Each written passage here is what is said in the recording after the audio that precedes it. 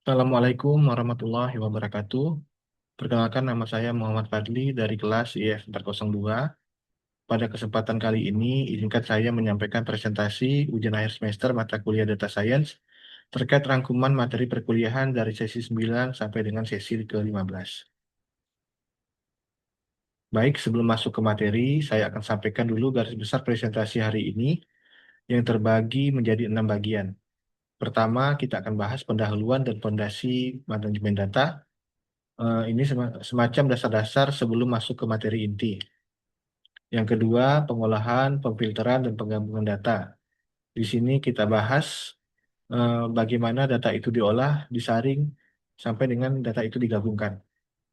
Yang ketiga, eksplorasi pola, yaitu mencari asosiasi dan korelasi dari data yang kita punya. Yang keempat, pemodelan machine learning yang mencakup 3 metode, yaitu regresi, klasifikasi, dan clustering. Yang kelima, kita akan masuk ke pembahasan era big data. Dan yang terakhir, bagian penutup sebagai kesimpulan dari keseluruhan presentasi ini. Sebelum masuk lebih jauh, kita mulai dulu dari definisi dan nilai data. Data itu pada dasarnya adalah sumber daya yang berharga sama seperti aset lainnya dalam sebuah organisasi.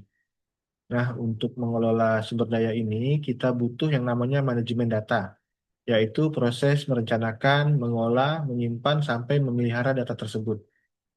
Tujuan utamanya sendiri ada dua, yaitu meningkatkan efisiensi kerja dan mendukung pengambilan keputusan supaya bisa lebih cepat dan akurat. Tapi dalam praktiknya ada tantangan yang sering kita hadapi. Data mentah itu biasanya berantakan, bisa jadi tidak terstruktur, eh, at- ataupun entry manual yang rawan error, atau datanya tersebar di berbagai tempat. Nah, untuk mengatasi hal ini, solusinya adalah dengan melakukan otomatisasi database, serta menerapkan struktur baku sejak awal proses pengumpulan data. Selanjutnya ada 4 komponen utama dalam kegiatan ini. Yang pertama adalah entry dan coding, yaitu mengubah jawaban kuesioner yang tadinya berupa kata-kata, misalnya menjadi angka supaya analisisnya lebih cepat dilakukan. Contohnya, kita berikan angka 1, kita artikan sebagai yang sangat puas, dan angka 5 sebagai yang sangat tidak puas.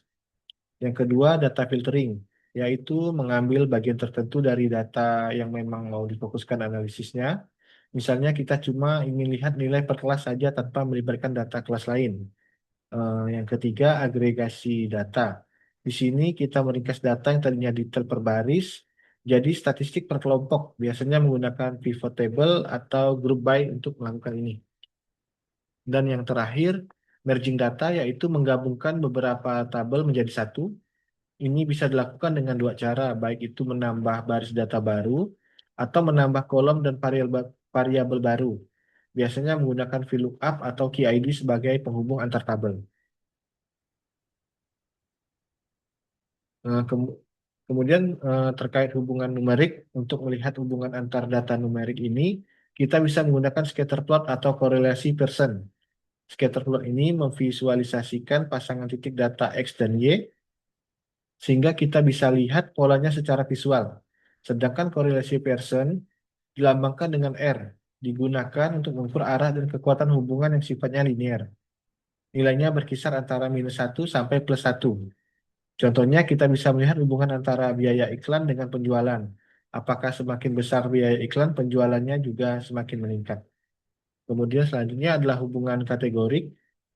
Eh, untuk hubungan kategorik ini, datanya kita bisa menggunakan tabel kontingensi dan uji asosiasi. Caranya dengan membuat tabulasi silang atau cross tab dengan ukuran baris kali kolom. Di sini kita bisa membandingkan nilai observasi, yaitu nilai yang benar-benar kita amati, dengan nilai harapan atau expected. Seandainya kedua variabel tersebut independen atau tidak saling berhubungan. Khusus untuk data yang sifatnya ordinal atau berjenjang, kita bisa menggunakan ukuran korelasi Spearman atau gamma. Kedua ukuran ini bekerja berdasarkan selisih antara pasangan data yang sejalan atau konkordan dengan pasangan data yang berlawanan arah atau diskordan. Nah, di sini kita belajar membangun model prediktif dan menemukan pola tersembunyi. Yang pertama, analisis regresi. Ini digunakan untuk memprediksi variabel yang sifatnya kontinu. Jadi, kita bisa memprediksi nilai Y berdasarkan variabel X. Menggunakan persamaan Y sama dengan B0 ditambah B1 dikali X. Contoh sederhananya, kita bisa memprediksi harga rumah berdasarkan ukuran rumahnya. Yang kedua, klasifikasi. Ini termasuk metode supervised learning karena datanya sudah punya label dan tujuannya untuk memprediksi kategori. Salah satu caranya menggunakan decision tree, di mana kelas-kelas datanya dipisahkan berdasarkan nilai entropi yang paling kecil. Contohnya bisa dipakai untuk deteksi hipertensi, apakah seseorang termasuk kategori hipertensi atau tidak. Yang ketiga, clustering atau pengelompokan. Berbeda dengan klasifikasi, di sini datanya tidak punya label sama sekali. Makanya disebut unsupervised learning. Cara kerjanya dengan mengelompokkan data berdasarkan tingkat kemiripan atau jaraknya. Algoritma yang biasa dipakai ada dua, yaitu K-means yang membagi data berdasarkan sentroid atau titik pusat, dan hierarchical clustering yang mengelompokkan data secara bertingkat. Analoginya seperti ini. Klasifikasi itu seperti memilah buah yang sudah ada labelnya, label namanya, sedangkan clustering ini seperti mengelompokkan buah-buahan asing di piring berdasarkan warna dan bentuk tanpa tahu namanya. Kemudian Big Data. Big Data itu punya 5 karakteristik yang disebut 5V. Pertama, volume, yaitu jumlah datanya yang sangat besar.